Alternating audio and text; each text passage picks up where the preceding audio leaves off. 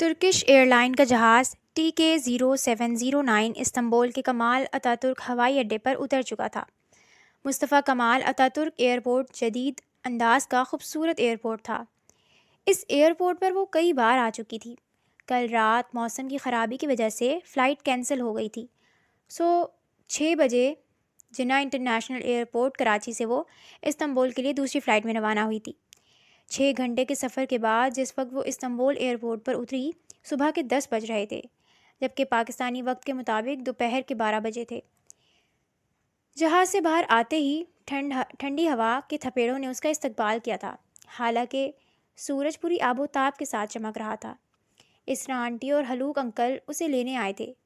اگرچہ وہ بہت عرصے بعد ان سے مل رہی تھی، مگر اس نے انہیں اور انہوں نے اسے فوراً پہچان لیا تھا، کیونکہ کئی بار وہ ان سے ویڈیو کال پر بات کر چکی تھی۔ اسرا آنٹی اسے بے حد محبت سے ملی۔ فاطمہ نے دیکھا اسے گلے سے لگاتے وقت ان کی آنکھوں میں آنسو تھے۔ مائی گاڈ، تم تو اپنی ماں کی کاپی ہو۔ خاصی دیر بعد جب وہ اس سے الگ ہوئیں تو اپنے آنسو صاف کرتے ہوئے مسکرائیں۔ تمہاری ماں بہت خوبصورت خاتون تھیں، تم ان سے بھی زیادہ ہو۔ وہ بڑی محبت سے اس کا ہاتھ پکڑے ہوئے تھیں۔ ایئرپورٹ سے باہر آتے ہی استنبول کا صاف ستھرا کھلی سڑکوں والا شہر سامنے تھا۔ گاڑی استنبول کی سڑکوں پر رواں دواں تھی۔ وہ اسرا آنٹی کے ساتھ پیچھے کی نشست پر بیٹھی ہوئی تھی۔ سارے راستے وہ اس سے اس کی ماں کے متعلق باتیں کرتی آئی تھیں۔ دونوں کی گفتگو میں حلوق انکل بھی وقفے سے حصہ لے رہے تھے۔ دونوں اس سے انگلش میں بات کر رہے تھے۔ آدھے گھنٹے کی مسافت کے بعد وہ لفٹ کے ذریعے 20ویں منزل پر واقع ان کے اپارٹمنٹ پہنچے۔ 3 چھوٹے بیڈ رومز، لاؤنج اور کچن پر مشتمل یہ ایک چھوٹا سا اپارٹمنٹ تھا۔ فریش ہو کر کافی پینے کے بعد وہ سو گئی تھی۔ رات کے کھانے پر اس کی ملاقات اسرا آنٹی اور حلوق انکل کی اکلوتی بیٹی میوج سے ہوئی۔ کالج کی اسٹوڈنٹ تھی وہ، فاطمہ سے 3 سال چھوٹی، کافی اچھی، پیاری اور ہنسمکھ لڑکی تھی۔ کھانا اگرچہ پاکستانی کھانوں کی نسبت پھیکا تھا، مگر کوفتے اور بھیڑ کے گوشت کے ادانہ کباب اسے پہلے کی نسبت ٹیسٹی لگے۔ بچپن میں وہ ان کے ہاتھ کے بنے کوفتے کباب بہت بار کھا چکی تھی۔ ترکی کے کوفتوں اور کباب کا سائز بہت چھوٹا ہوتا ہے۔ کھانے کے بعد قہوے کا دور چلا۔ تمہارا نام مجھے بہت پسند آیا ہے میوج، اس کا کیا مطلب ہوتا ہے؟ میوج سوسن کے پھول کو کہا جاتا ہے، جو اپنے سفید رنگ کی وجہ سے دور سے ہی پہچانا جاتا ہے۔ اس نام کا مطلب ہے سوسن کے پھول کی طرح واضح اور سفید چمکتی ہوئی چیز۔ میوج نے اسے اپنے نام کا مطلب سمجھایا۔ صبح 10:30 بجے اس کی آنکھ کھلی تو خیال آیا کہ فجر کی نماز تو رہ گئی۔ وہ بستر سے اٹھ گئی، ونڈو کرٹن ہٹا کر دیکھا تو صبح کے کوئی آثار نہیں تھے۔ گہرے بادل چھائے ہوئے تھے، ہلکی بارش کے ساتھ تیز ہوا چل رہی تھی۔ جب اس نے کھڑکی کھولی تو یخ ٹھنڈی ہوا کا جھونکا اندر آیا۔ فوراً ہی ونڈو بند کر کے وہ اٹیچ واش روم کی طرف بڑھ گئی۔ کچھ دیر بعد فریش ہو کر کمرے سے باہر نکلی۔ اسرا آنٹی اور میوج لاؤنج میں بیٹھی تھیں۔ اس کی آہٹ پر دونوں نے بیک وقت پلٹ کر دیکھا اور اسے دیکھتے ہی مسکرائیں۔ مرحبا، گڈ مارننگ، ترکی میں پہلی صبح مبارک ہو فاطمہ۔ اسرا آنٹی نے قریب آنے پر اس کی گال پر بوسہ دیا۔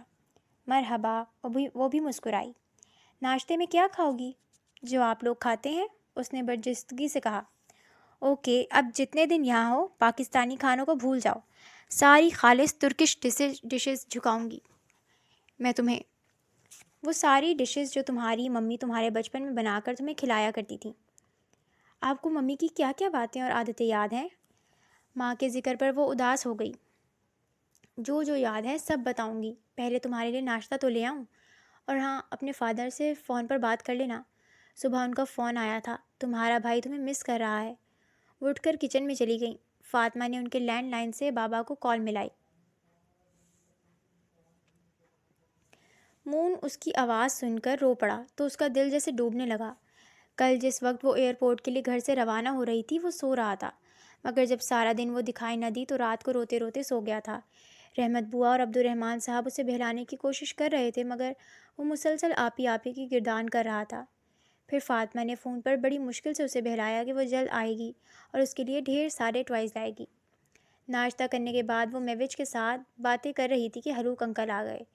انہوں نے سب کو تیار ہونے کو کہا۔ وہ فاطمہ کو گھمانے لے جا رہے تھے۔ 11 بجے وہ ان تینوں کے ساتھ تیار ہو کر گھر سے نکلی۔ میوج اور اس کی مدر ابایا پہنتی تھی۔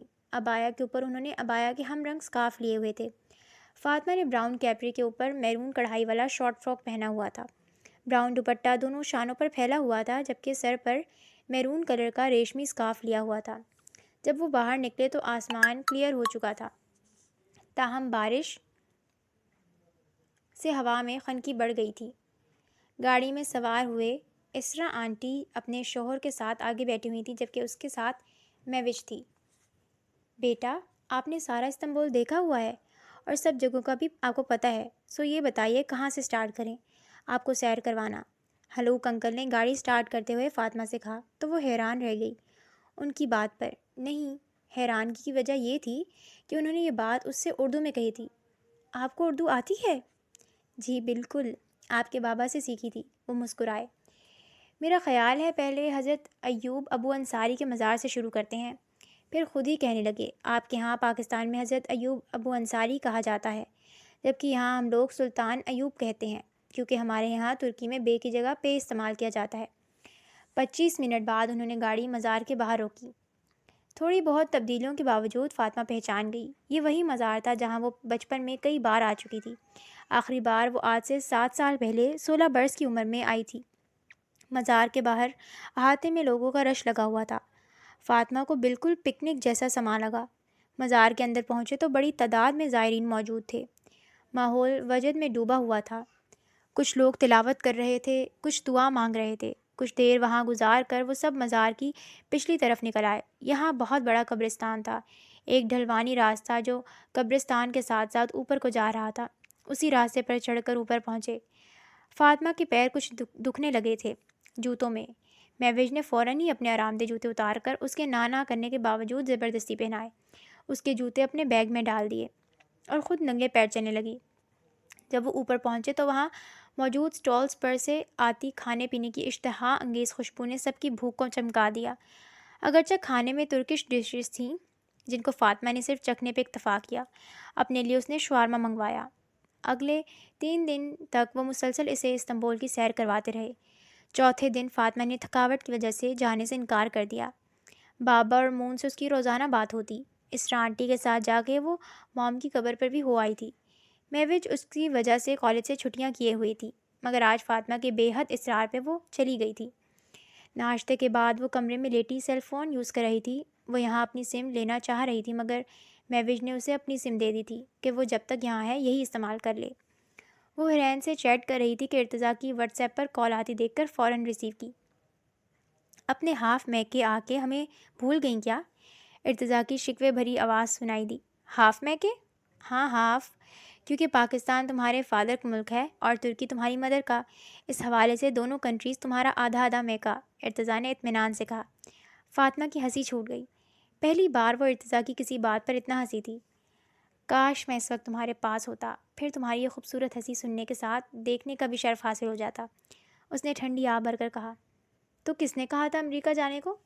نہ جاتے تو اس وقت ہم دونوں ترکی میں ساتھ ساتھ گھومتے، فاطمہ نے اس کا ریاکشن دیکھنے کے لیے جان بوجھ کر کہا۔ ہاں، غلطی ہو گئی مجھ سے، مجھے امریکہ نہیں آنا چاہیے تھا، تمہیں رخصت کروا کے ہنی مون پر لے جانا چاہیے تھا، وہ پچھتانے کے انداز میں بولا۔ اب تو کچھ نہیں ہو سکتا سر جی، 6 مہینے آپ کو انتظار کرنا پڑے گا، فاطمہ نے شوخ لہجے میں کہا۔ کیوں کچھ نہیں ہو سکتا؟ کہو تو ترکی آ کر دکھا دوں۔ آ جائیں، وہ ہنسی۔ ہنسو مت، ایسا نہ ہو کہ دیوانہ سچ میں آ جائے۔ دیوانہ؟ وہ کھلکھلائی۔ نکاح کے بعد گزرے چند دنوں میں اس نے جیسی بے ساختہ انداز میں اپنی بے لوث محبت و چاہت کا بے خودی میں اظہار کیا تھا۔ اس اظہار نے فاطمہ عبد الرحمن کے دل کو ایک ناآشنا اور اچھوتے جذبے سے آشنا کر دیا تھا۔ وہ اس کی دلی حالت سے بے خبر گنگنا رہا تھا۔ ہم تو دیوانے ہوئے یار، تیرے دیوانے ہوئے یار۔ اس کی دودھ جیسی سفید اور گلابی رنگت میں مزید سرخیاں گھلنے لگی تھیں۔ فون پر بھی اسے شرم نے آ گھیرا۔ فاطمہ تو مذاق کر رہی، مگر وہ دیوانہ سچ میں دیوانہ تھا۔ اب وہ استنبول جا کے اسے سرپرائز دینے والا تھا۔ ڈائریکٹر، پروڈیوسر، ہیرو، ہیروئن، آہل کر دو۔ عبیر، زین اور نتاشا سمیت فلم کی پوری ٹیم شوٹنگ کے لیے ترکی جانے کو تیار تھی، مگر روانگی سے 4 گھنٹے پہلے آہل کو اپنی گاڑی کا ایکسیڈنٹ کروا بیٹھا تھا، جس میں اسے ٹانگوں پر خاصی چوٹیں آئی تھیں۔ ڈاکٹر نے 8-10 دن تک مکمل بیڈ ریسٹ کا کہا، سو سب کی سیٹیں کینسل ہو گئیں۔ اس وقت وہ ٹانگ پر پلستر چڑھائے اپنے بیڈ پر لیٹا جھنجھلا رہا تھا، اپنے آپ کو کوس رہا تھا کیا ضرورت تھی اتنی فاسٹ ڈرائیونگ کی؟ اگر ایکسیڈنٹ نہ ہوا ہوتا تو اب تک وہ ترکی پہنچ کر اس کی عقل ٹھکانے لگا چکا ہوتا۔ فرقان نے عبدالرحمن صاحب کے چوکیدار کو رشوت دے کر اس سے انفارمیشن لے لی تھی کہ وہ کتنے عرصے کے لیے ترکی گئی ہے، وہاں کہاں پہ اور کس کے پاس ٹھہری ہے۔ آہل کردو سے اس کی واپسی تک صبر نہیں ہو پا رہا تھا، وہ جلد از جلد ترکی پہنچ جانا چاہتا تھا، مگر اس کے لیے اس کا اپنے قدموں پر چلنا ضروری تھا۔ سر، اگر آپ کہیں تو میں ترکی چلا جاتا ہوں، اس کو ڈھونڈ کے آپ کو اس کے بارے میں انفارم کرتا رہوں گا جب تک آپ ٹھیک ہو کے وہاں نہیں پہنچ جاتے۔ فرقان نے اس کی جھنجھلاہٹ بھری بے قراری کو دیکھتے ہوئے کہا تھا۔ وہ آہل کردو سے کچھ چیکس پر سائن لینے آیا تھا۔ ہاں یہ ٹھیک ہے، تم فوراً سیٹ کنفرم کرواؤ اپنی، میں ڈاکٹر سے کنسلٹ کرتا ہوں اپنی انجری کے جلدی ٹھیک ہونے کے لیے۔ خلاف توقع وہ فوراً مان گیا۔ پھر اسی شام کو فرقان بھی ترکی کے لیے روانہ ہو گیا۔ ہاں بولو فراز، کچھ انفارمیشن ملی؟ مثال شیرانی نے کال ریسیو کرتے ہی بےتابی سے پوچھا۔ جی میم، انفارمیشن مل گئی ہے۔ پھر جلدی بتاؤ نا، وہ تیز لہجے میں بولی۔ میری معلومات کے مطابق آہل کردو سر اس لڑکی کو ہر صورت اپنی فلم کی ہیروئن بنانا چاہتے تھے۔ اس مقصد کے لیے انہوں نے اسے اغوا بھی کیا، کانٹریکٹ پر زبردستی سائن بھی کروائے، مگر وہ لڑکی کسی صورت راضی نہیں ہوئی۔ پھر انہوں نے اسے گرل فرینڈ بنانا چاہا، مگر وہ اس پر بھی نہیں مانی، بلکہ آہل کردو سر کی بے عزتی کی اور پولیس میں کمپلین کرنے کی دھمکی دی۔ انہوں نے یہ بھی کہا کہ ان کے پاس آہل کردو سر کی کال ریکارڈنگز ہیں، اگر انہوں نے اسے مزید تنگ کیا تو وہ ان ریکارڈنگز کو وائرل کر دے گی۔ بس یا اس کے علاوہ کچھ؟ ہاں، اس کے علاوہ یہ کہ آہل کردو سر کو ضد ہو گئی ہے، اسے ہر حال میں حاصل کرنا چاہتے ہیں۔ اس مقصد کے لیے انہوں نے اس لڑکی کو پروپوز بھی کیا، مگر اس لڑکی نے انہیں انکار کر دیا، بلکہ بری طرح بے عزتی بھی کی۔ اور یہ اسی دن کی بات ہے جس دن انہوں نے آپ کو کہتے کہتے رک گیا۔ اچھا، تو اس دن اس لڑکی کا غصہ بھی مجھ پہ نکالا تھا، وہ سوچتے ہوئے بڑبڑائی۔ بات سنو، اس لڑکی نے کیا کہا کہ اس کے موبائل میں آہل کردو کی کال ریکارڈنگز ہیں نا؟ تم ایسا کرو، کسی بھی حال میں مجھے اس لڑکی کا فون چوری کر کے دو۔ ایک خیال کوندے کی طرح اس کے دماغ میں لپکا۔ اس کے لیے آپ کو ویٹ کرنا پڑے گا، کیونکہ وہ لڑکی ترکی گئی ہوئی ہے، یقیناً اپنا موبائل بھی ساتھ لے گئی ہوگی۔ شٹ، مثال شیرانی نے غصے سے صوفے پر مکہ مارا۔ وہ جو ارتضیٰ کی بات کو مذاق سمجھ رہی تھی، دوسرے دن اسے اپنے روبرو پا کے ہکا بکا رہ گئی۔ وہ اور میوج نیلی مسجد کے قریب تاریخی گرینڈ بازار میں شاپنگ کرنے آئی تھیں۔ یہ بازار شاپنگ کا ایک بہت بڑا مرکز تھا، ٹورسٹ سے بھرا ہوا تھا۔ فاطمہ دکانوں میں سجی اشیاء کو دلچسپی سے دیکھ رہی تھی، اسے ونڈو شاپنگ کا شوق تھا، یعنی ایسی شاپنگ جو صرف دیکھنے کی حد تک ہوتی ہے۔ یہ اس کی پرانی عادت تھی، شاپنگ مال میں جاتی تو چیزوں کو پسند کرنے یا خریدنے کے بجائے دلچسپی سے دیکھتی رہتی۔ عبدالرحمن صاحب اسے ٹوکتے، فاطمہ کچھ پسند کرو۔ وہ کہتی، بابا یہ سب ان شیشے کی خوبصورت دکانوں میں زیادہ اچھا لگ رہا ہے، میرے پاس یہ چیزیں ایسے چمکتی ہوئی نہیں دکھیں گی، اس لیے بس مجھے صرف دیکھنے دیں۔ عبدالرحمن صاحب اس کی اس عجیب و غریب لاجک پہ حیرت سے دیکھ کے رہ جاتے، پھر خود ہی اس کے لیے شاپنگ کرتے۔ ساحرہ رحمان ساتھ ہوتی تو وہ شاپنگ میں ہیلپ کرتی۔ اب بھی وہ حسب عادت سجی ہوئی چیزوں کو صرف دیکھ کے ہی انجوائے کر لیتی، جو اگر میوج پر پرزور اصرار نہ کرتی۔ چند ایک چیزیں خریدنے کے بعد وہ دونوں ساتھ ہی موجود ایک کافی شاپ میں چلی گئیں۔ 20 منٹ بعد جب وہ میوج کے ساتھ وہاں سے نکلی تو ارتضیٰ کو سامنے دیکھ کر شاکڈ رہ گئی۔ بلو جینز وائٹ شرٹ میں اس کا اونچا مضبوط سراپا نمایاں و خوبصورت تھا۔ کیا ہوا، پہچان نہیں پا رہی؟ میں آپ کا وہی شوہر نامدار ہوں جس کے ساتھ 11 دن پہلے آپ کا نکاح ہوا تھا، جس کو فراموش کیا آپ اکیلے اکیلے یہاں سیریں کر رہی ہیں۔ اب کم از کم سلام کا جواب تو دے دو، انہوں نے بمشکل اپنی مسکراہٹ ضبط کر کے کہا۔ آپ یہاں؟ وہ ابھی بھی شدید حیرت و استعجاب میں مبتلا تھی۔ ہاں، کل تم نے ہی تو کہا تھا کہ آ جاؤں، اس نے چہرے پر مصنوعی سنجیدگی طاری کرتے ہوئے کہا۔ میں نے تو مذاق میں کہا تھا اور میں سچ میں آ گیا، وہ مسکرایا۔ اور اب شوق سے باہر نکل آؤ، تمہاری میزبان کیا سوچ رہی ہوگی؟ اس نے قریب کھڑی میوج کی طرف اشارہ کیا، جو ان کی باتیں سمجھ تو نہیں رہی تھی لیکن ان کے چہروں کے تاثرات پر غور ضرور کر رہی تھی۔ ارتضیٰ کے کہنے پر اسے خیال آیا تو تعارف کروانے لگی۔ یہ میوج ہے، اسرا آنٹی اور حلوق انکل کی بیٹی۔ اور میوج یہ ارتضیٰ ہے، اتنا کہہ کر خاموش ہو گئی۔ ادھورا انٹروڈکشن کیوں کروایا میرا؟ تمہارا کیا لگتا ہوں یہ تو بتاؤ اسے۔ ارتضیٰ نے شوخ لہجے میں سرگوشی کی۔ وہ جھینپ گئی اور آہستہ سے بولی، اسے معلوم ہے۔ ایک منٹ، آپ کو یہ کیسے پتہ چلا کہ میں اس وقت یہاں ہوں؟ اچانک خیال آیا تو چونک کر استفسار کرنے لگی۔ میں نے بتایا۔ ارتضیٰ کے کچھ بولنے سے پہلے میوج بول پڑی۔ فاطمہ نے یہ بات انگلش میں پوچھی تھی۔ تم نے کیسے؟ جب آپ واش روم اپنا ڈریس صاف کرنے گئی تھی، کافی شاپ میں اس کے کپڑوں پر کافی گر گئی تھی، تب ان کی کال آئی آپ کے موبائل پہ، جو میں نے ریسیو کی اور انہیں بتا دیا کہ آپ میرے ساتھ ہیں اور اس وقت ہم یہاں کافی شاپ میں ہیں، اور مجھے آپ کو بتانے سے منع کیا تاکہ سرپرائز دے سکیں، میوج نے مزے سے بتایا۔ فاطمہ نے ارتضیٰ کی طرف دیکھا، وہ کندھے اچکا کے مسکرا دیا۔ آپ ایئرپورٹ سے سیدھے یہیں آ رہے ہیں کیا؟ اپنے چہرے پر ٹکی اس کی نرم گرم نگاہوں کو نظر انداز کرتے فاطمہ نے استفسار کیا۔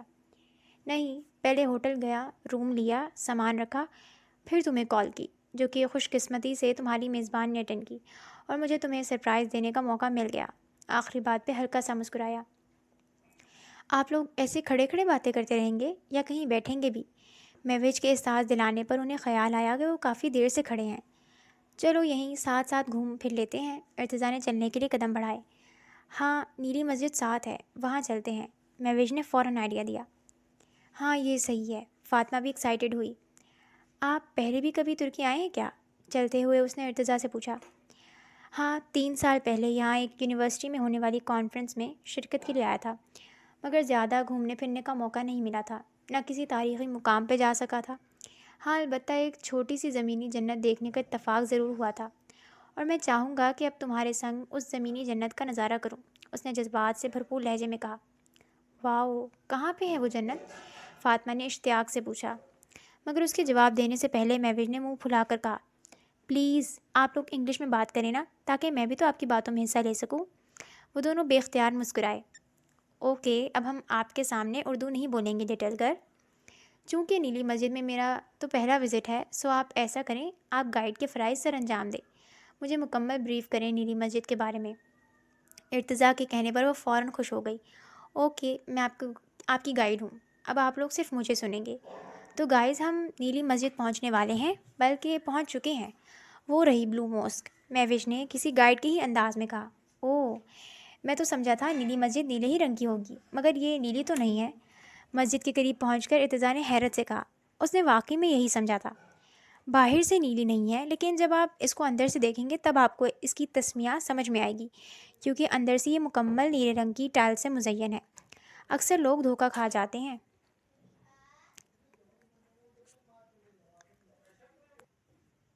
مگر اس کا بیرونی نہیں، صرف اندرونی حصہ نیلا ہے۔ فاطمہ نے اپنے اسکارف کی پن کو صحیح سے لگاتے ہوئے کہا۔ گائیڈ میں ہوں، سو مجھے بتانے کا موقع دیا جائے، میوج نے سخت احتجاج کیا۔ ہاں بھائی، میں نے گائیڈ سے پوچھا تھا، آپ چپ رہیں، ارتضیٰ نے مصنوعی سنجیدگی سے کہا۔ اوہو، سوری، اب میں نہیں بولوں گی۔ فاطمہ نے اپنی ہنسی کو ہونٹوں میں دبایا۔ میوج پھولے پھولے گالوں کے ساتھ ناراضگی بھرا انداز دکھاتی بالکل چھوٹی سی بچی لگ رہی تھی۔ فاطمہ کو بے ساختہ اس پہ پیار آنے لگا۔ اوکے، پھر غور سے سنیں، اس مسجد کو استنبول کی پہچان بھی کہا جا سکتا ہے۔ اس مسجد کو سلطنت عثمانیہ کی فن تعمیر کا سب سے بڑا شاہکار بھی کہا جا سکتا ہے۔ اس مسجد کے علاوہ ہمارے ملک کی صرف دوسری ایسی مسجد ہے جس کے 6 مینار ہیں، اور وہ مسجد ادانا میں ہے، جس کا نام سبانجی سینٹرل ماسک ہے۔ آئیے اندر چلتے ہیں، پھر ساتھ ساتھ بتاتی جاؤں گی، لیکن پہلے ادھر وضو کر لیتے ہیں۔ میوج نے مسجد کی مرکزی سیڑھیوں سے پہلے بنائے گئے صاف و شفاف وضو خانے کی طرف اشارہ کیا۔ وضو سے فارغ ہو کر وہ تینوں بلند مرکزی دروازے سے اندر داخل ہوئے۔ میوج کسی پیشہ ورانہ گائیڈ کے فرائض سر انجام دے رہی تھی۔ مسجد کے وسیع و عریض احاطے میں داخل ہوئے تو خوب چہل پہل تھی۔ بڑی تعداد میں سیاح فوٹوگرافی میں مصروف تھے۔ جن بیچاروں کو کسی کی مدد حاصل نہیں تھی تو وہ سیلفی سے ہی کام چلا رہے تھے۔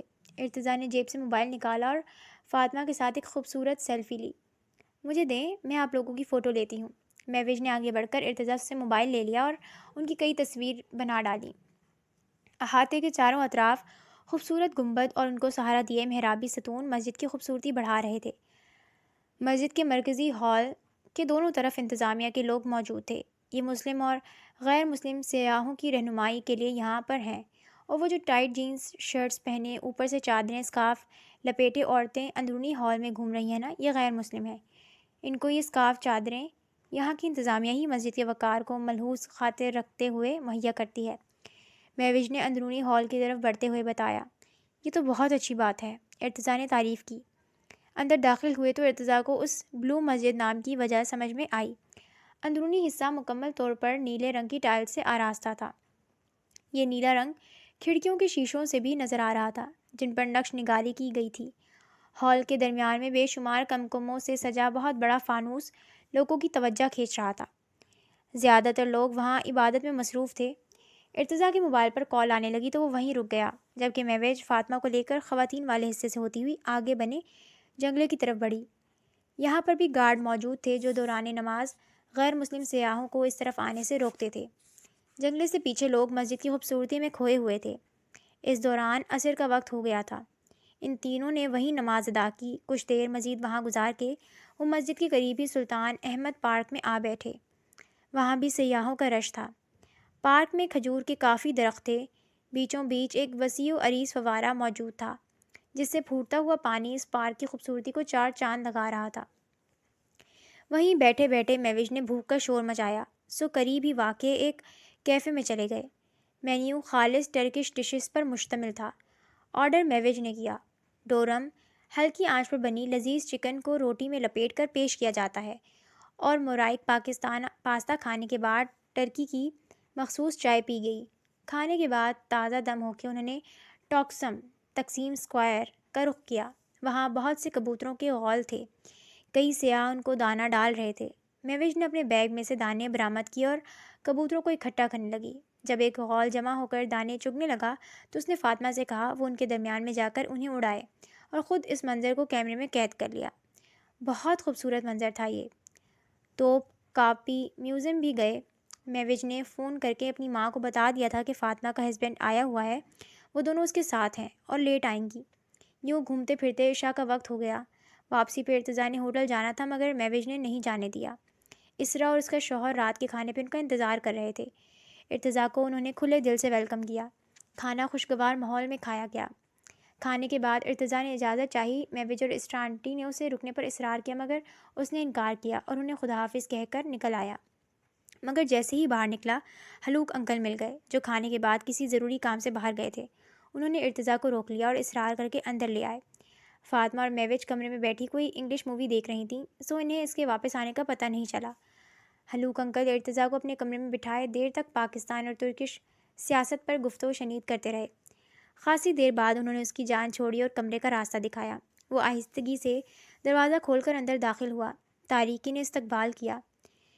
دیوار پر لگے الیکٹرک بورڈ پر اندازے سے بٹن دبائے۔ دوسرے ہی لمحے فانوسوں اور فینسی ٹیوب لائٹس کی روشنیوں سے کمرہ جگمگا اٹھا۔ کمرے کے وسط میں رکھے بیڈ پر وہ سینے تک کمبل اوڑھے کروٹ لیے سو رہی تھی۔ چند لمحے بیڈ کے نزدیک کھڑا اسے محبت بھری نگاہوں سے دیکھتا رہا۔ وہ رونائی اور دلربائی کا حسین پیکر اس کی نظروں سے بے خبر سو رہی تھی۔ وہ آہستگی سے سائڈ پر لیٹ گیا۔ نظریں بار بار بھٹک کر اس کے حسین چہرے کی طرف اٹھ رہی تھیں۔ نیند آنکھوں سے کوسوں دور تھی۔ وقت گزارنے اور دھیان بٹانے کی خاطر اس نے بیڈ کی سائڈ ٹیبل پر رکھا انگریزی میگزین اٹھا لیا۔ فاطمہ نیند میں کروٹ لے کر سیدھی ہوئی۔ کمرے میں پھیلی روشنی کی چکا چوند نے اس کی آنکھوں پر تیز اثر ڈالا۔ روشنیوں کے عکس سے ایک دم اس کی حس بیدار ہو گئی۔ اس نے حیرت سے آنکھیں کھول کر ادھر ادھر دیکھا۔ بیڈ پر اپنے سے تھوڑے سے فاصلے پر لیٹے ارتضیٰ کو میگزین پڑھتے دیکھا تو بوکھلا کے اٹھ بیٹھی۔ آپ یہاں؟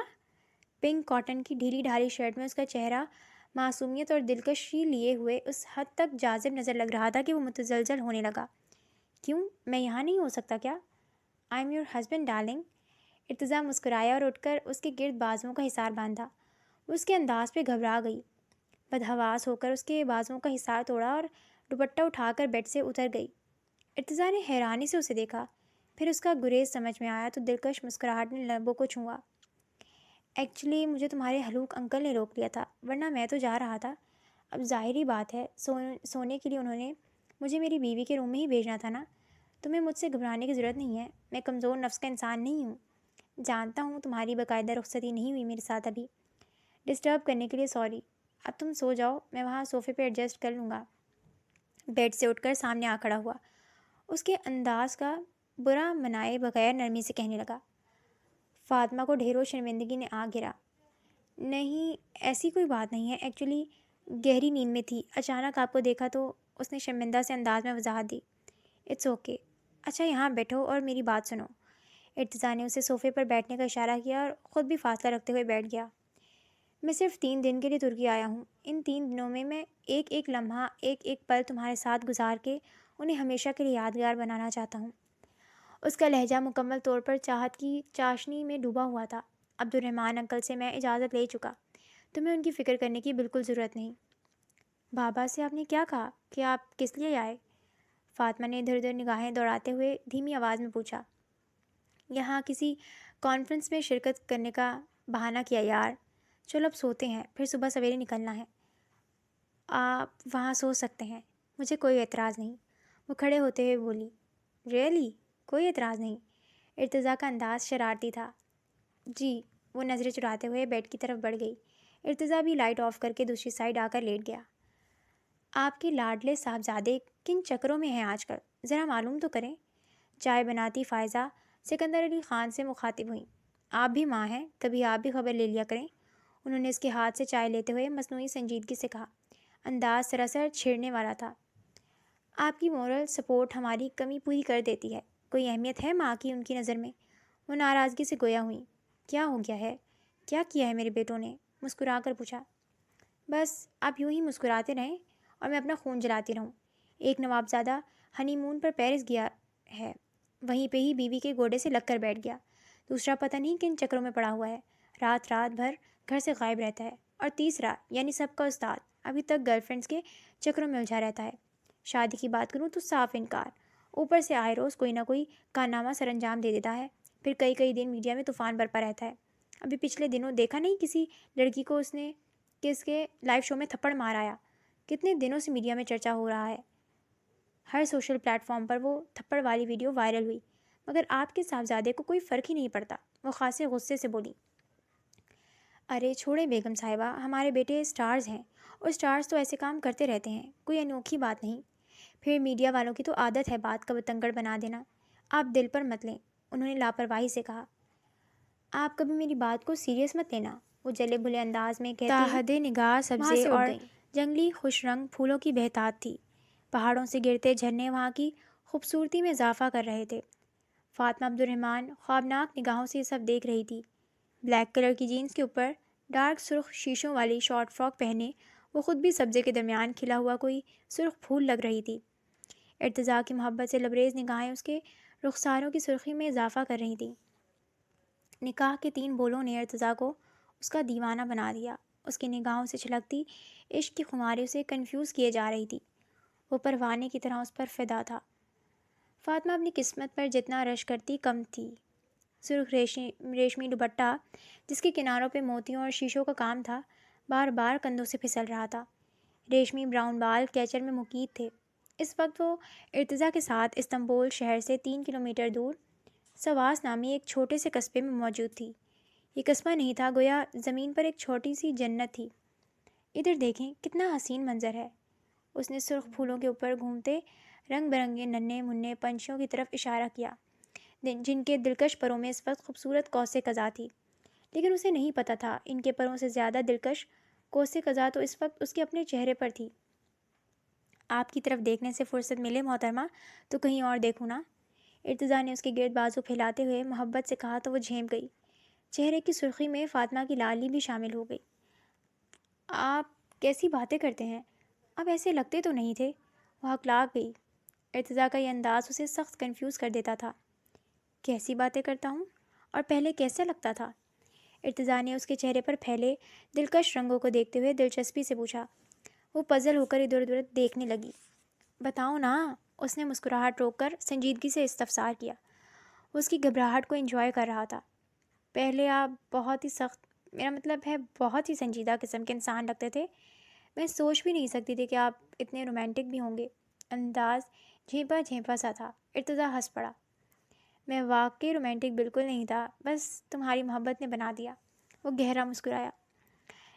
ویسے لگتا ہے شروع میں تمہیں میں پسند نہیں آیا تھا، ہے نا؟ آپ کو کون ناپسند کر سکتا ہے بھلا؟ یہ صحیح ہے کہ پہلے دن آپ نے بہت روڈلی بیہیو کیا تھا میرے ساتھ، بعد میں بھی ایک دو بار ڈانٹا بھی، لیکن آپ پھر بھی مجھے اچھے لگتے تھے۔ لیکن یہ پسندیدگی کوئی اور والی نہیں تھی، بس آپ کو بطور ٹیچر لائک کرتی تھی میں۔ وہ صاف گوئی سے بولی۔ اچھا، اب تو وہ والا پسند کرتی ہو نا؟ انداز شرارتی تھا۔ آپ کی جنت واقعی بہت خوبصورت ہے۔ فاطمہ نے سامنے وادی کی طرف اشارہ کر کے بات بدلنی چاہی۔ میری جنت تو میرے سامنے ہے اور واقعی بہت خوبصورت ہے، اس نے گمبھیر لہجے میں کہتے ہوئے ہاتھ بڑھا کر اس کا کیچر اتار دیا۔ توبہ کریں، جنت ماں کے قدموں تلے ہوتی ہے، وہ بے ساختہ کہہ گئی۔ جواباً ارتضیٰ کا زوردار کہا اس جنت میں گونج اٹھا جہاں وہ اس وقت بیٹھے تھے۔ سیل اسکرین پر اجنبی نمبر دیکھ کر ایک لمحے کے لیے اس کا دل بہت تیزی سے دھڑکا۔ کون ہو سکتا ہے؟ وہ تذبذب میں مبتلا موبائل ہاتھ میں لیے بیٹھی رہی۔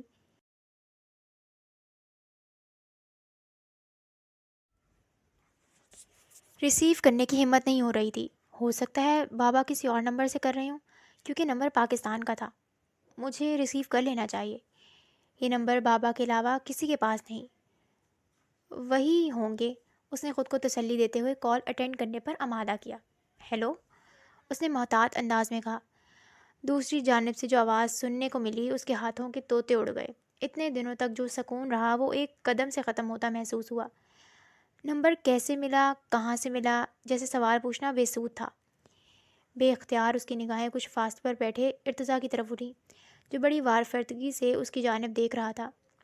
اسے اپنی جانب دیکھتا پا کر اس کی دل فریب مسکراہٹ مزید گہری ہو گئی، جبکہ وہ ایک محتاط نظر اس پر ڈال کر فون کی جانب متوجہ ہو گئی، جس پر دوسری طرف وہ آصف موجود تھا، جس سے جان چھڑوانے کے لیے بابا نے اسے یہاں ترکی بھیجا تھا۔ کیوں فون کیا ہے؟ اس کے لہجے میں خود بخود رکھائی در آئی۔ کیوں؟ تمہیں کیا لگا ترکی جا کر مجھ سے پیچھا چھڑوا لو گی؟ میری پستی اتنی ٹیڑھی نہیں ہے جو تم اتنی آسانی سے مجھ سے فرار حاصل کر لو۔ پچھلے 1.5 ماہ سے تم نے مجھے جس ذہنی اور دماغی خلفشار میں الجھا رکھا ہے، اس ایک ایک لمحے کا حساب لوں گا تم سے۔ بہت تذلیل کی ہے تم نے میری، بخشوں گا نہیں۔ تمہارے انکار سے میرے اندر وہ آگ لگی ہوئی ہے جو تمہارے اقرار سے ہی بجھے گی۔ اب چاہے یہ اقرار تم اپنی رضامندی سے کرو یا تم سے زبردستی کروایا جائے۔ اس کے لہجے میں ایسی غراہٹ تھی کہ وہ ایک دم ڈر کر فون بند کر گئی۔ اس کے تنفس میں بے ربط سی ہلچل پیدا ہو گئی تھی۔ رگ و پے میں تیزی سے گردش کرتے خون میں پیدا ہونے والے ڈر اور گھبراہٹ کے تاثرات کو چہرے سے ہویدہ ہونے سے بمشکل روک سکی۔ کسی فرینڈ کی کال تھی؟ ارتضیٰ اٹھ کر قریب آیا اور ہلکا سا مسکرا کر سرسری انداز میں پوچھا۔ جی، وہ بمشکل مسکرائی۔ ارتضیٰ کو وہ ذرا سا بھی شک نہیں ہونے دینا چاہتی تھی، اگرچہ وہ نہیں جانتی تھی کہ اگر ارتضیٰ کو پتہ چل جائے تو اس کا ریاکشن کیا ہوگا، لیکن وہ رسک نہیں لینا چاہتی تھی۔ رخصتی سے پہلے وہ اپنے اور اس کے رشتے میں کسی قسم کی دراڑ نہیں چاہتی تھی۔ کوئی ایمرجنسی کال تھی کیا؟ خاصی ڈسٹرب ہو گئی ہو؟ وہ نفسیات کا پروفیسر تھا، چہرے پڑھنے کا ہنر اسے آتا تھا۔ اس کے چہرے پر پھیلے اضطراب سے بھانپ گیا تھا۔ وہ گڑبڑا گئی۔ نہیں، ایسی تو کوئی بات نہیں۔ سرد موسم کے باوجود اس کے چہرے سے پسینہ پھوٹ رہا۔ خوف زدہ ہو کسی سے؟ لہجہ بہت گہرا تھا۔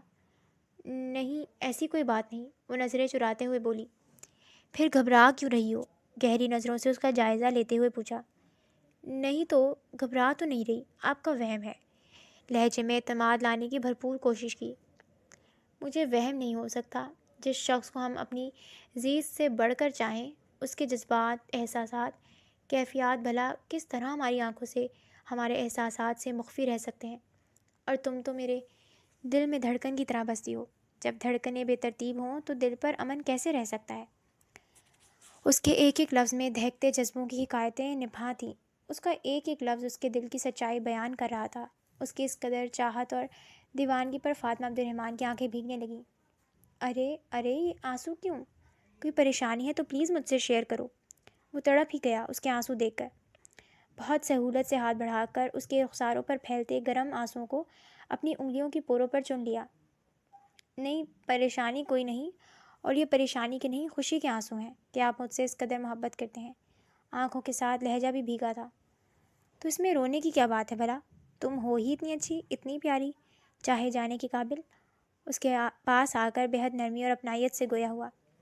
بلو جینز، بلو ریڈ لائننگ شرٹ میں وہ خاصا ہینڈسم لگ رہا تھا۔ ایک چور مگر بھرپور نظر اس پر ڈال کر وہ نگاہیں جھکا گئی۔ اس کے بے حد قریب بیٹھا تھا۔ اس کی قربت کا احساس، اس کے لباس کی پھوٹتی خوشبوؤں کی مہکاروں سے اس کا دل دھڑکنے لگا۔ ارتضیٰ نے اس کا گلابی نازک سا مومی ہاتھ اپنے مضبوط ہاتھوں میں لیا۔ وہ دن میری زندگی کا سب سے خوبصورت ترین دن ہوگا، جس دن تمہارے ہاتھ میرے نام کی حنا سے مہکیں گے، ان پر میری محبتوں کا رنگ چڑھے گا، جذبات سے چور لہجے میں کہتے ہوئے اس کی ہتھیلی کو چوم لیا۔ وہ بری طرح جھیپ گئی، سٹ پٹا کر اپنا ہاتھ کھینچا اور گلاس وال کے نزدیک جا کھڑی ہوئی۔ اس وقت وہ سواس نامی اسے چھوٹے سے علاقے کے ریسٹورانٹ کے کمرے میں موجود تھے۔ یہ ریسٹورانٹ اسپیشل سیاحوں کے لیے بنایا تھا۔ کھانے پینے کی سہولت کے ساتھ ساتھ رہائش کی سہولت بھی تھی۔ ہر کمرے، ہال بلکہ پورے ہوٹل میں باہر کے نظاروں کے لیے چاروں طرف شیشے لگے ہوئے تھے۔ ارتضیٰ نے روم لیا مگر پورا دن وہ باہر اس حسین وادی میں گھومتے رہے۔ ابھی کچھ دیر پہلے وہ واپس آئے تھے۔ 1 گھنٹے بعد انہیں یہاں سے واپس استنبول بذریعہ روانہ ہونا تھا۔ شام کا سرمئی آنچل ہر سو لہرانے لگا تھا۔ غروب ہوتے سورج کی دم توڑتی شعاؤں کا منظر بہت خوبصورت مگر اداس لگ رہا تھا۔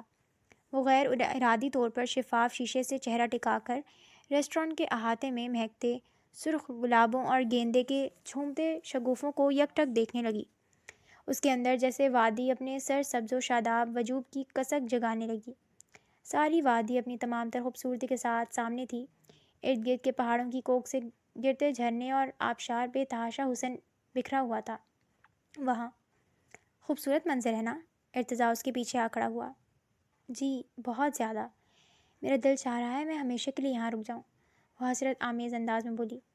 ہم انشاءاللہ نیکسٹ ٹائم یہاں ضرور آئیں گے اور بہت سارے دن رکیں گے، اس کے کندھوں کے گرد بازو پھیلاتے ہوئے چاہت سے بھرپور لہجے میں کہا۔ سچی؟ اس کی نیلی آنکھیں خوشی سے چمک اٹھیں۔ بالکل، وہ مسکرایا۔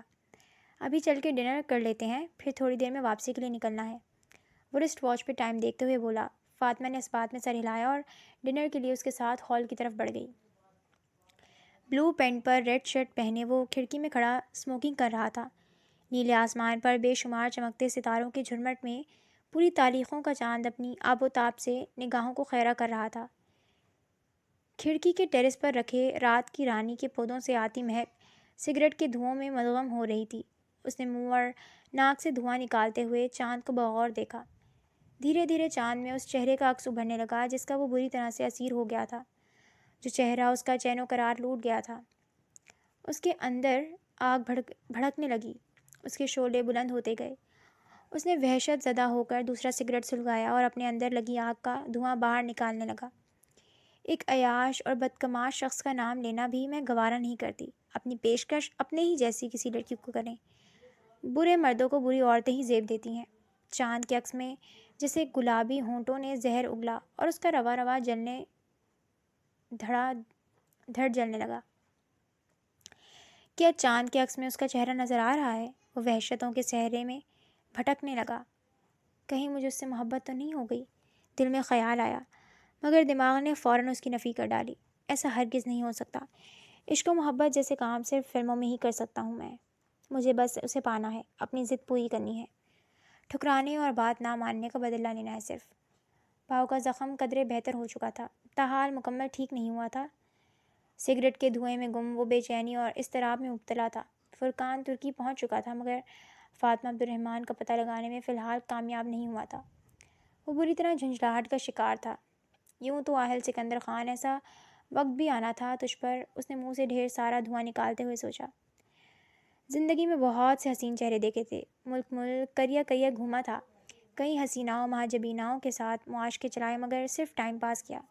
دل بھرتے ہی راہیں الگ کر لیتا، مگر نہ جانے اس لڑکی میں ایسی کیا خاص بات تھی، اسے پانے کے لیے دل اس حد تک مچل گیا تھا کہ وقتی صحیح مگر وہ اسے اپنی زندگی تک میں شامل کرنے تک کو تیار ہو گیا تھا، مگر وہ بڑی بے دردی سے اسے ٹھکرا گئی تھی، بلکہ اچھی خاصی تدبیر بھی کر گئی تھی۔ فاطمہ عبد الرحمن، تم نے مجھے برا مرد کہا ہے نا، اب میں تمہیں برا مرد بن کر دکھاؤں گا۔ اپنے لیے گڑھا خود کھودا ہے، اپنی بربادی کو خود دعوت دی ہے تم نے۔ میں کوئی عام آدمی نہیں ہوں، اس لیے میرے انتقام لینے کا انداز بھی سطحی نہیں ہوگا۔ تم نے اپنی خوش بختی کو خود ٹھوکر ماری ہے، اب تمہیں تمہاری اوقات یاد دلاؤں گا، تم سے اپنا آپ منواؤں گا، یہ وعدہ ہے میرا تم سے۔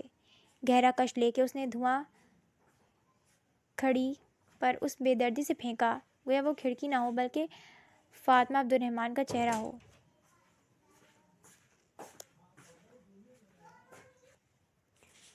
پورا دن اس چھوٹی سی جنت نظیر وادی میں گزار کر رات کو ہی وہ واپس استنبول پہنچے۔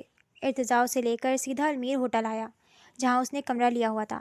صبح 7 بجے اس کی آنکھ کھلی، نظر سیدھی بے خبر سوئی فاطمہ پر پڑی۔ بلیک اور لال کلر کے بڑے بڑے پھولوں والے ڈھیلے ڈھالے سلیپنگ ڈریس میں ملبوس، ایک ہاتھ گال کے نیچے اور دوسرا بیڈ پر رکھے سوتے ہوئے وہ بالکل چھوٹی سی بچی لگ رہی تھی۔ اس کے چہرے پر بہت معصومیت، بہت ہی بھول پن تھا۔ بلا شبہ خدا نے اسے خاصی فرصت سے بنایا تھا۔ چاند جیسا حسن تھا اس کا، روشن اور مبہوت کر دینے والا۔ وہ بے خودی میں اسے دیکھتا رہا، پھر قدرے قریب ہو کر جھکا اور بے اختیار اس کے ماتھے کو چھو لیا۔ نے کہا کہ بولوں میں بڑی طاقت ہوتی ہے۔ پہلے وہ اسے پسند تھی، پھر محبت ہوئی اور اب اسے عشق ہو چلا تھا فاطمہ عبد الرحمن سے۔ وہ اس کی صرف فاطمہ نہیں بلکہ متاع فاطمہ بن چکی تھی۔ کئی پل گہری نگاہوں سے اسے گہری نگاہوں سے دیکھتے رہنے کے بعد وہ اٹھا، آہستہ سے کھڑکی کھولی۔ آسمان پر بادل چھائے ہوئے تھے، پھوار سی برس رہی تھی، ساتھ ہی تیز ٹھنڈی ہوا بھی چل رہی تھی۔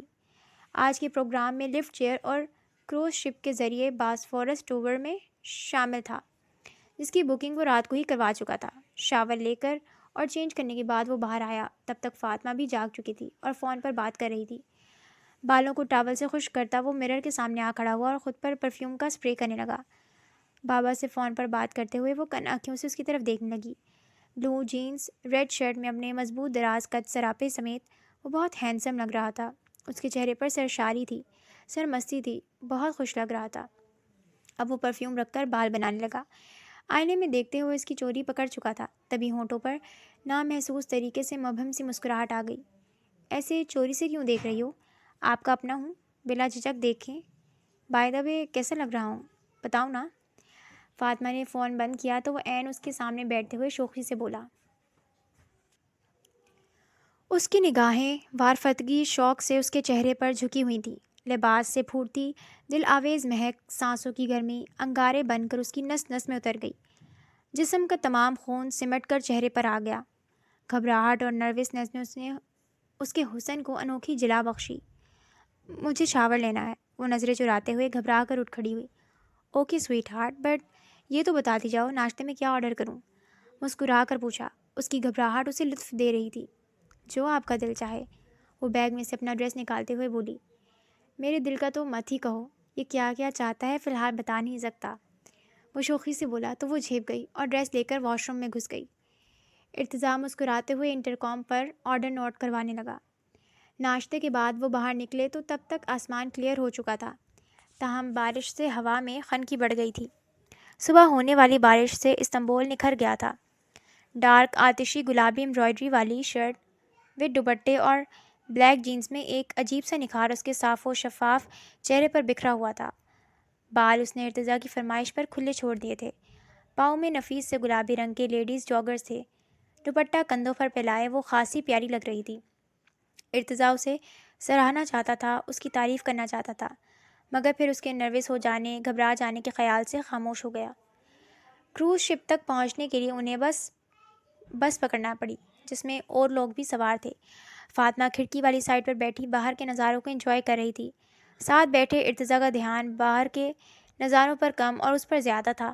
وہ اس کی وقفے وقفے سے خود پر اٹھتی پرشوق نگاہوں سے واقف تھی، مگر اگنور کیے باہر کے نظاروں میں خود کو مصروف ظاہر کرنے لگی۔ کل کا دن ان کا بہت ہی خوبصورت گرا تھا، آج کے دن کو وہ کل سے بھی زیادہ خوبصورت بنانا چاہتا تھا۔ بس گولڈن ہارن کے اتا ترک پر برج پر دائیں طرف آ کر رک گئی اور تمام مسافروں کو وہیں پر اتار گئی۔ اور بھی کئی بسیں وہاں پر کھڑی تھیں۔ ایک سائڈ پہ جہازوں کے کھڑے ہونے کا پلیٹ فارم تھا اور دوسری طرف ایک خوبصورت سا پارک تھا جس میں لوگوں کی کافی چہل پہل تھی۔ کچھ کروز شپ وہاں پہ کھڑے ہوئے تھے۔ فاطمہ کو پانی سے خوف آتا تھا۔ کروز پر سوار ہونے کے لیے چھوٹی سی سیڑھی لگی ہوئی تھی۔ پہلے ارتضیٰ سوار ہوا، آخری سٹیپ پر پہنچ کر وہ مڑا اور فاطمہ کی طرف ہاتھ بڑھایا، جو خوفزدہ نگاہوں سے سیڑھی سے نیچے سمندر کے گہرے پانی کو دیکھ رہی تھی۔ اس کے چہرے پر پھیلے خوف کے اثرات دیکھ کر وہ 2 سٹیپ مزید پیچھے آیا، کیونکہ فاطمہ کا آگے بڑھنے کا کوئی ارادہ نہیں تھا، جبکہ پیچھے لوگ انتظار میں کھڑے تھے۔ ارتضیٰ نے قریب آ کر اس کا ہاتھ پکڑا اور اس کے ڈر کو نظر انداز کیے کروز پر لے آیا۔ چونکہ ڈبل ڈیکر کروز تھا، نیچے والے پورشن میں ٹیبل چیئر لگی ہوئی تھی۔ ارتضیٰ نے اوپر والے پورشن کا انتخاب کیا۔ کھلے آسمان کے نیچے سمندر کا نظارہ کرنا زیادہ اچھا لگ رہا تھا۔ اوپر بھی چیئرز ٹیبل موجود تھیں، کئی لوگ وہاں ٹیبلز کے گرد بیٹھے نظارہ کرنے کے ساتھ ساتھ آپس میں خوش گپیوں میں مصروف تھے۔ زیادہ تر کپلز ہی تھے، وہ دونوں بھی ایک کونے والی ٹیبل کے گرد جا بیٹھے۔ جیسے ہی کروز نے چلنا شروع کیا، ہوا تیز ہوتی گئی اور ٹھنڈ اتنی کہ ہڈیوں میں اترنے لگی۔ ارتضیٰ اسے وہیں بٹھا کے نیچے والے پورشن کے چھوٹے سے لگیج روم جہاں مسافروں کے بیگ جمع تھے میں آ گیا۔ اپنے ساتھ لائے چھوٹے سے بیگ سے، جس میں اس کے اور فاطمہ کے کچھ گرم کپڑے تھے، ایک اونی ٹوپی نکال کر پہنی، دوسری اونی ٹوپی اور ایک گرم جیکٹ نکال کر اوپر گیا اور دونوں چیزیں اسے پہنا دی۔ کروز ابھی گولڈن ہارن میں ہی سفر کر رہا تھا، اس کا رخ باسفورس کی طرف تھا۔ کروز پر ایک صاحب مائک پر آس پاس کی چیزوں کے بارے میں مسافروں کو بریف کرتے ہوئے گائیڈ کے فرائض سر انجام دے رہے تھے۔ فاطمہ ارتضیٰ کے موبائل سے سمندر کی ویڈیو بنا رہی تھی، چہرے پر ہلکے ڈر کے ساتھ ایکسائٹمنٹ بھی نظر آ رہی تھی۔ ارتضیٰ کی توجہ سمندر کے نظاروں پر کم، اس پر زیادہ تھی۔ فاطمہ کا چہرہ سردی کی وجہ سے بالکل سرخ تھا، اونی ٹوپی پہنے جس میں سے بالوں کی لٹیں نکل کر چہرے کو چوم رہی تھی، ہاتھ میں موبائل پکڑے ایکسائٹڈ میں سمندر کی ویڈیو بناتے وہ ارتضیٰ کو کسی اور دیش کی بھٹکی ہوئی شہزادی لگ رہی تھی۔ باسفورس میں داخل ہونے سے پہلے گائیڈ نے مائک پر مسافروں کو دائیں طرف بنے ایک مسجد کے بارے میں آگاہ کرتے ہوئے کہا، یہ سلیمانیہ مسجد ہے۔ تمام مسافر مسجد کی طرف متوجہ ہو گئے۔ سمندر کی ویڈیو بناتی فاطمہ بھی چونکی۔ مسجد کی طرف دیکھ کر وہ جوش بھرے انداز میں ارتضیٰ کو بتانے لگی، آپ کو پتہ ہے یہ ترکی کی سب سے شاندار مسجد ہے، یہاں میں بچپن میں موم اور بابا کے ساتھ 2-3 بار آ چکی ہوں۔ جبکہ ارتضیٰ اس کی بات سے زیادہ اس کے چہرے کی چمک کو دلچسپی سے دیکھنے لگا، جو بتاتے وقت موجود تھی۔ مسجد دیکھنے چلیں گے؟ مسجد سے نظر ہٹا کر وہ اس کی طرف دیکھ کر استفسار کرنے لگی۔ نہیں، اب کی بار تو وقت نہیں، بٹ آئی پرومس 6 ماہ بعد جب ہم دوبارہ یہاں آئیں گے تو مسجد دیکھنے ضرور چلیں گے۔ اوکے، پھر جو بائیں طرف ٹاور نظر آ رہا ہے نا، یہ گلاتا ٹاور ہے، یہاں کی آئیکونک بلڈنگ ہے۔ نیکسٹ ٹائم یہ بھی دیکھیں گے اور کپادوکیا بھی جائیں گے، بلکہ وہ تمام جگہیں جو آپ کے ٹور میں رہ گئی ہیں سب کی سب دیکھیں گے۔ وہ پروگرام ترتیب دینے لگی۔ اوکے، ضرور، وہ دلکشی سے مسکرایا۔